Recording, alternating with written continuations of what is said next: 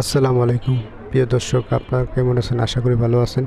আপনাদের সামনে আরেকটি গুরুত্বপূর্ণ নিউজ নিয়ে হাজির হলাম যে ইরান, সৌদি আরব, পাকিস্তানের বলাতে যুদ্ধবিরতি রাজি হলেন। আব্বাস আরাকি আসলেন সৌদি আরবে, এসে তো ওনারা কথা বলতেছেন। তো নিউজটা দেখেন, দেখলেই বুঝতে পারবেন।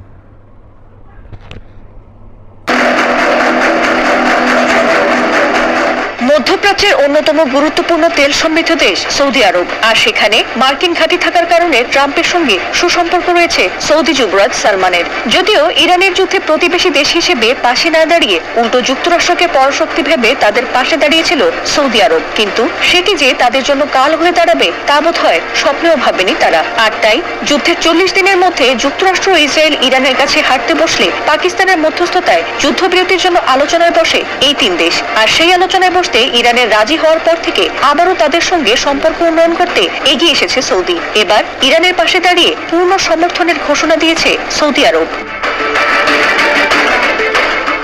মধ্যপ্রাচ্যে চলমান যুদ্ধ স্থায়ীভাবে বন্ধ করতে এবং আঞ্চলিক নিরাপত্তা ও স্থিতিশীলতা ফিরিয়ে আনতে সব ধরনের কূটনৈতিক প্রচেষ্টার প্রতি তারা পূর্ণ সমর্থন দেবে বলে জানিয়েছে সৌদি আরবের পররাষ্ট্রমন্ত্রী ফয়সাল বিন ফারহান আল সাদ। সোমবার ইরানের পররাষ্ট্রমন্ত্রী আব্বাস আরাকচির সঙ্গে এক ফোন আলাপে তিনি এই আশ্বাস দিয়েছেন। সে সময় ইরানি পররাষ্ট্রমন্ত্রী আব্বাস আরাকচিও ফোন আলাপে জোর দিয়ে বলেন যে ইরান অত্যন্ত দায়িত্বশীলতার সঙ্গে যুদ্ধবিরতির প্রস্তাব মেনে নিয়েছে এবং আলোচনায় অংশগ্রহণ করেছে।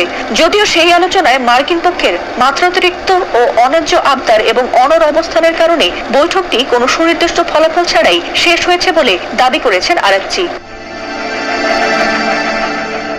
এর আগে সংঘাত নিরসনে গত 8 এপ্রিল 2 সপ্তাহের জন্য একটি যুদ্ধবিরতি কার্যকর হয়, যার সূত্র ধরে ইসলামাবাদে দুই পক্ষ আলোচনায় বসেছিল। সেখানে ইরান সেনা প্রত্যাহার ও নিষেধাজ্ঞা তুলে নেওয়ার দাবি সম্বলিত 10 দফা প্রস্তাব পেশ করলেও দীর্ঘ 21 ঘন্টার আলোচনার পর কোনো সমঝোতা ছাড়াই প্রতিনিধি দল তেহরানে ফিরে আসে। বর্তমানে এই যুদ্ধবিরতির মেয়াদ থাকা সত্ত্বেও হরমুজ প্রণালীতে মার্কিন নৌ অবরোধ এবং আলোচনার ব্যর্থতা মধ্যপ্রাচ্যকে আবারও এক অনিশ্চিত ভবিষ্যতের দিকে ঠেলে দিচ্ছে। এই উত্তেজনাকর পরিস্থিতির মধ্যে ইরান ও সৌদি আরবের পররাষ্ট্র মন্ত্রীদের মধ্যেকার এই ফোন আলাপকে অত্যন্ত গুরুত্বপূর্ণ হিসেবে দেখছেন বিশ্লেষকরা। যদি ভিডিওটা ভালো লাগে লাইক, শেয়ার, কমেন্ট করে জানাবেন। আর এরকম নতুন কোনো ভিডিও পেতে চ্যানেলটা সাবস্ক্রাইব করবেন। সবাই ভালো থাকুন। আল্লাহ হাফেজ।